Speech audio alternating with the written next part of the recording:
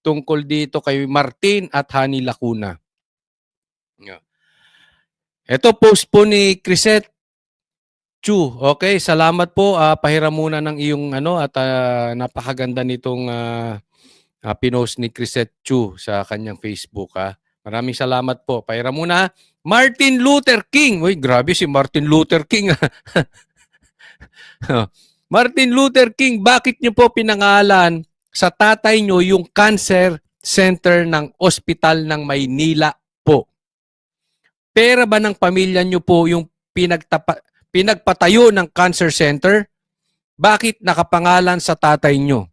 Ikaw personal na gagasto sa 500 million budget ng cancer center na yan. Kowa, pacheck. Pacheck nyo yung apog nito. Pacheck nyo yung kanyang kakapalan ng mukha. O eto, tingnan natin. Nagtayo po sa Maynila, Ospital ng Maynila, itatayo. Diyan sa Maynila, sa Maymalate, at ang ipinangalan nito mga politiko na ito ay Governor Benjamin T. Romualdez Cancer Center. Grabe, no? Akala mo presidente na ito eh. 'Di ba? Epal din talaga itong si Martin, ano? Kaya pala ito ito si Hani Lacuna. Ito ay kapartido ni Yorme Isko. Para dun sa mga hindi nakakaalam. Sa katunayan, ito si Lacuna, hindi naman magiging mayor to kung hindi dahil kay Isko. Totoo. Kasi kaya lang naman nakasingit ito, Vice Mayor to ni Isko at kaya pinagkatiwalaan ng taong bayan to dahil kay Isko. Sa katunayan ngayon, galit na mga taga Maynila kung paano inayos ni Yorme Isko, kung gaano niya inayos ang Maynila, ganitong binaboy na itong si Mayor Lacuna. Tapos, ganyong binabaliktad pa si Yorme. Sino ba talaga ang mayor ng Maynila? 'Di ba? Si Yorme nanalo ng kanyang sariling sikap. Ito si Lacuna nakaangkla lang to kay Yorme. Tapos binabaliktad si Yorme. Yun naman pala, meron silang sikreto ni Romualdez. May popondohan palang ospital. At ipapangalan sa kanyang tatay. Abay, grabe. Grabe na ito. Hindi, kayo ba iboboto nyo pa to si Lacuna? Kayo dyan sa Maynila? Pero alam mo, lumabas na rin sa survey ito si Hani Lacuna. Wala ito. Talong-talo na. Sure win dito si Yorme. Kaya lang, siguro, kaya iniiwan niya, kinalimutan niya pagkakaibigan nila ni Yorme. Pag ikaw ba naman, wala akong binibintang pag ikaw ay nadikit kay Romualdez, meron kang pakilagay po sa mga manunood. Ang dumikit kay Romualdez at sumang-ayon at umuo na parang tuta. Dumidila-dila pa. Meron kang dikit kay Romualdez. Sige, pakilagay sa mga manunood natin. Maynila naman, maawa kayo sa ninyo Pero I'm sure hindi na kailangan pakiusapan itong mga taga Maynila, hindi bobo ito Talagang si Yorme. Kasi kay Yorme talaga, naayos ang Maynila. Naku, kakalat-kalat nga ngayon kinampihan pa ito nung isang isang balimbing na broadcaster to si Lacuna. Yung may katulingling. Ay, grabe. But anyway, eto pala yan. Yan pala ang plano nila. Di ba? Siyempre. Ikaw ba naman mapadikit kay Romualdez? Di ba? Sus! Di bali nang ilaglag mo kaibigan mo. Alam mo kasi ito si Lacuna, kung bumaba lang tong Vice Mayor ang tatakbuhin, sure win to Not because magaling siya. Pero patatawarin siya ng mga taga Maynila sa nagawa niya kasi kinarga siya ni Isko. Same thing naman kay Marcos Kaya lang naman napatawad ng taong bayan niya kaya binoto yan si Marcos dahil kay BP Sara. Same thing kay Lacuna. Dapat iniisip niya magiging Vice Mayor para man sana siya. Dahil sa kakapalan ng mukha, ito'y talagang ambisyoso, gustong sumunod kay Romualdez, parang tuta na. Di ba? Ayan, sige. Okay. Ang tanong nga dito, ang ganda ng tanong ni Crisette, bakit ikaw ba pupunto niya ng ospital na yan? Di ba? Tingnan nyo. Si Yorme, napagawa niya dyan yung bagong ospital ng Maynila na napakaganda talaga naman. Wala tayong masasabi. Pero hindi niya nilagay yung pangalan niya. Hindi nga niya kinukuha ang credit doon. Samantalang itong hindi naman taga Maynila na si Tambaloslos, may ipapangalan sa tatay niya? May kakapalan din ito. Ha? Oo. Baka mamaya papatayo ka ng cancer center, baka mamaya ikaw una maging pasyente dyan, baka magka-cancer ka. Baka ikaw naman ang tamaan ng cancer sana, wag naman sana. Tamba, medyo may kakapalan niyang kakapalan niyang ginagawa mo. Hindi ka naman naging mayor ng Maynila Sino ka ba? Hindi ka naman residente dyan. Hindi ka ba nahiya kay Yorme? Ang ganda ng ginawa niya sa ospital ng Maynila, hindi naman niya pinangalan sa kung kani-kanino. Sino ba yung tatay mo? Pambira naman, I mean, hindi naman, taga may, sus, naku, ewan ko sa iyo. Pero anyway, kayo tanungin ko kayo, okay?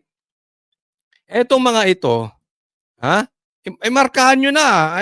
Wala pong pilitan dito sa channel ni Coach Oli, walang pilitan Pero, kung ako lang ang tatanungin nyo, lahat ng dumikit kay Romualdez, may,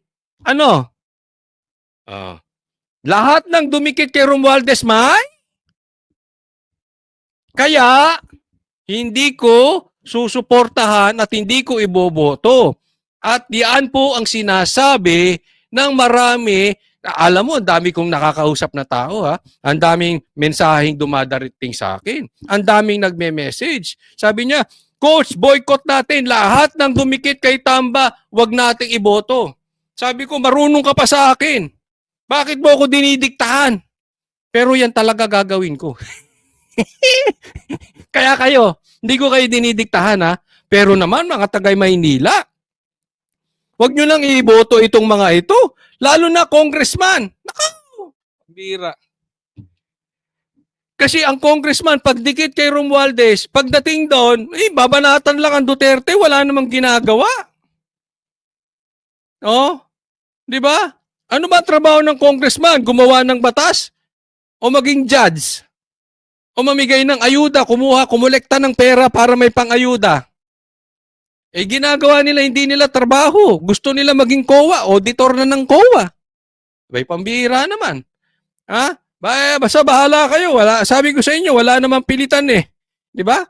Basta ako, pagka Duterte, kailangan natin ng numero sa Kongreso, kailangan natin ng numero sa Senado, para hindi abusado yung mga yan. Para sa akin, kung dikit sa Duterte, boto ko.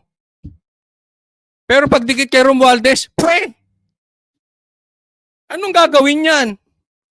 Kukuha siya ng mga convicted? Kukuha siya ng may mga kaso para diinan ng mga Duterte? Di na rin. Pero walang pilitan. Walang pilitan. Bahala kayo. Nasa sa inyo yan. Pastor Kibuloy, number 1 na. Number 1 na siya. Ito, number 1 sa survey na sa tanong na kung survey question, kung ngayon ang election, sinong iboboto mo? Poll conducted on December 17 to 22. 17 to 20 with 66 senatorial candidates to choose from. ArcLight with its 1.9 million followers. Sa Facebook to mayroon silang 1.9 followers. Generated more than 364 votes from accumulated survey forms and recorded 2.3 million in total engagement. Yan.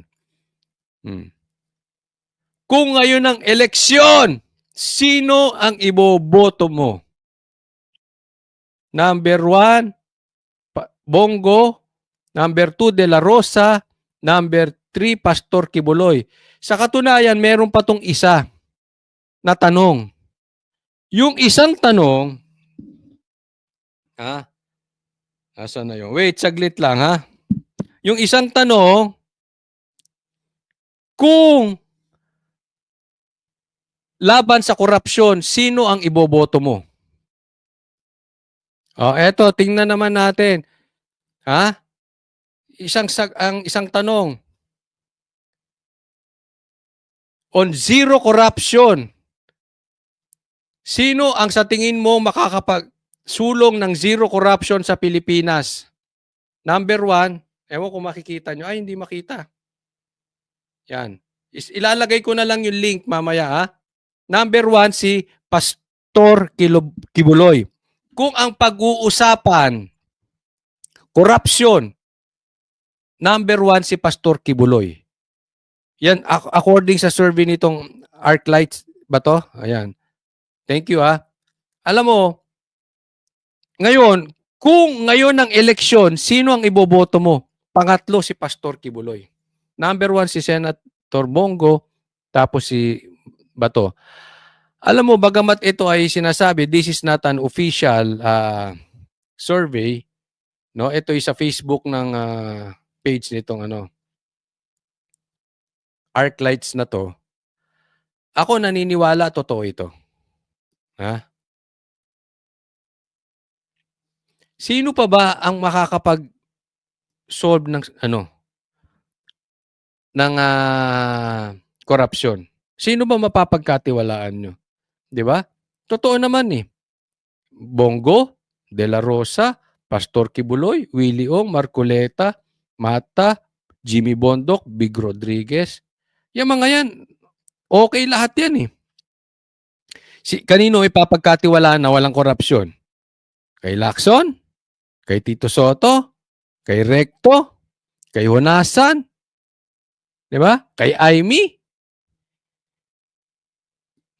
Kaya kung korupsyon ang pag-uusapan, number 1 talaga si Pastor Kibuloy. Pero sa tanong naman ngayon, eto, kung ngayon ng eleksyon, sino iboboto mo? Number 3 siya.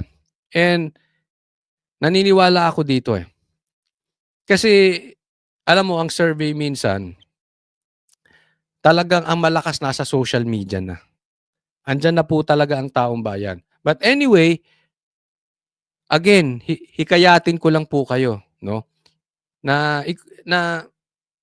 kailangan po natin ng numero sa Senado. Let's go straight. PDP. Bongo, okay sa akin. Senator Bato, Pastor Kibuloy, okay.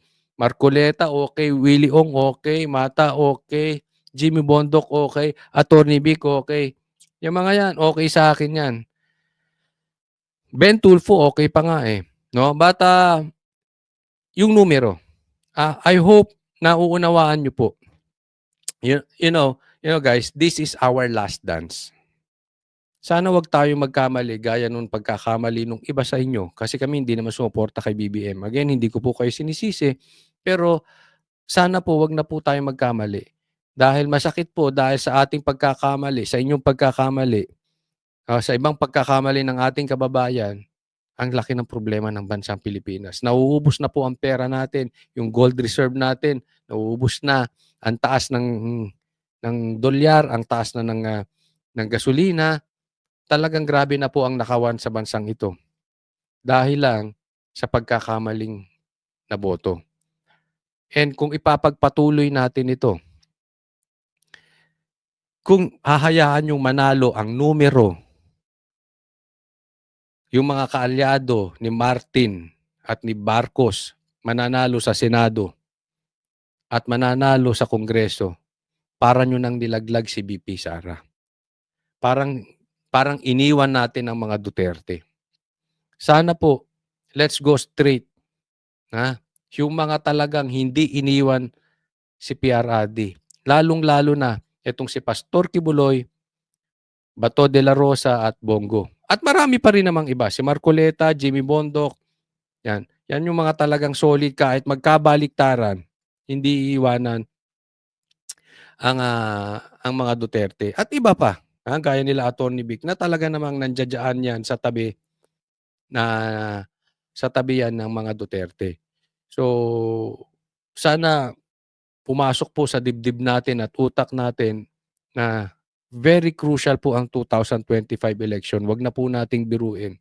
Kung tayo ay convinced na susuporta sa mga senador ng mga kaalyado ni Duterte, hindi po enough yun. Sana po ikampanya rin natin sa ating mga kamag-anak, kaibigan, dahil wala talaga silang makinarya. Ang pera po ngayon nasa incumbent. Ang pera ngayon nandoon sa kabilang baryo, nasa kabilang distrito. Nandoon po sa grupo ni Martin at ni Bongbong. So, wag po natin iwanan ng Duterte dahil pag nagsipagtalo itong mga ating, tapos na si BP Sara. Lalong-lalo na po sa Kongreso. So sana ay patuloy. But this is good news. Kung ngayon ang election, number 3 na si Pastor Kibuloy, at kung tungkol sa korupsyon ang usapan, number 1 na po si Pastor Kibuloy na makakasolve nitong problema natin sa korupsyon. Ako naniniwala doon ng buong puso ko dahil nakita ko si Pastor Kibuloy puro tulong. Hindi corrupt. Kita naman ng members nila yan eh. Kita ng members nila. Lahat ng pera ay may napupuntahan. May naipupundar. At hindi manggagamit si Pastor Kibuloy. Hindi nga yan tumakbo noong panahon ni PRRD. Hindi nga kumuha ng posisyon eh. Ngayon lang, dahil nakikita niya, kailangan na talaga ng taong bayan ang numero para may tatayo para sa taong bayan at sa mga Duterte.